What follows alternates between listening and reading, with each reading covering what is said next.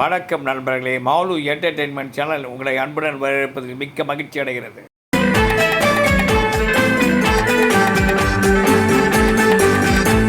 மக்கள் திலகம் பொன்மனச் செம்மல் எம்ஜிஆர் அவர்கள் அவர் நடித்த படங்களில் பேசுகின்ற நெஞ்சை தொடும் வசனங்கள் உங்கள் பார்வைக்கு.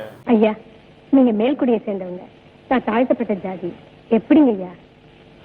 வளர்ந்து வரும் புதிய சமுதாயத்தில் அனைவரும் சமம் என்று கூறும் புரட்சி நடிகர். தாழ்த்தப்பட்ட ஜாதி, உயர்த்தப்பட்ட ஜாதிங்கிறதெல்லாம் இந்த கேள்வி கேட்ட சமுதாயம் பண்ணி வச்ச கொடுமைமா.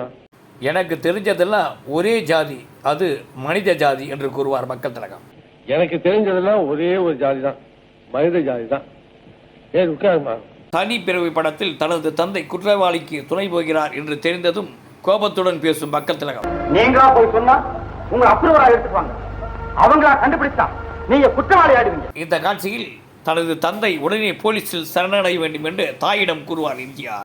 என்ன மன்னிச்சிருங்கம்மா, எனக்கு வேற வழியே இல்லை, நான் என்ன செய்யணும்? அப்பா உடனே போய் போலீஸை சரண்டர் ஆகணும். இந்த காட்சியில் தனது தாயிடம் கோபமாக பேசிவிட்டு புரட்சி நடிகர் வீட்டை விட்டு வெளியேறுவார். சட்டத்துக்கு விரோதமான ஒரு குற்றவாளி மறைஞ்சிருக்கிற அந்த வீட்டுல சத்தியமா நான் காலடி எடுத்து வைக்க மாட்டேன். தாய்க்கு பின்தாரம் படத்தில் பொன்மனச் செம்மல் பேசும் நெஞ்சை தொடும் ஒரு வசனம்.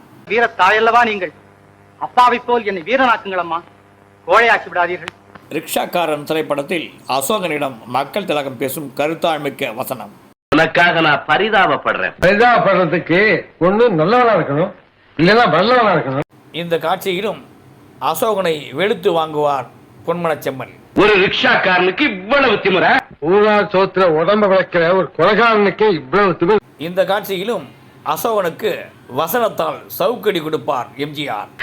உழைச்சி சம்பாதிக்கிற ரிக்ஷாக்காரனுக்கு ஏன் இருக்கக்கூடாது?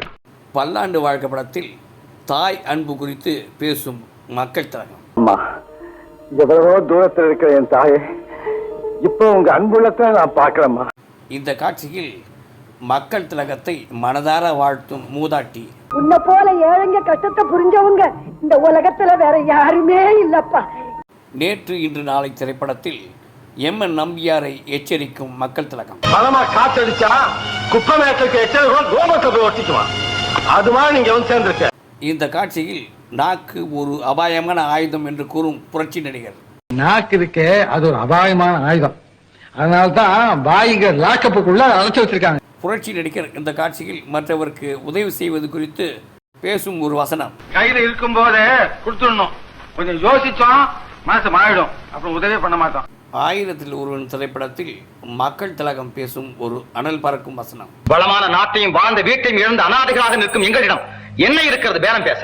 வீரம் இருக்கிறது. ராமன் தேடிய சீதை படத்தில் வி.கே. ராமசாமியிடம் அனைவரும் சமம் என்று கூறும் மக்கள் திலகம். வாழ்ந்து வர்ற புதிய சமுதாயத்துல ஏழையும் ஒண்ணுதான், பணக்காரனும் ஒண்ணுதான்.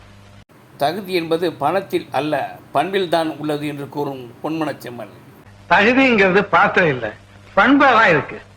இதுபோன்று மக்கள் திலகம் பொன்மனச் செம்மல் எம்ஜிஆர் அவர்களது நெஞ்சை தொடும் வசனங்களை நாம் கேட்டுக்கொண்டே இருக்கலாம். புரட்சி நடிகரின் இதுபோன்ற வசனங்கள் எல்லாம் இன்று வரை வாழ்ந்து கொண்டிருக்கிறது என்று சொன்னால் அது மிக இல்லை. ஒவ்வொரு வசனமும் அவருக்கென்றே எழுதப்பட்டவை.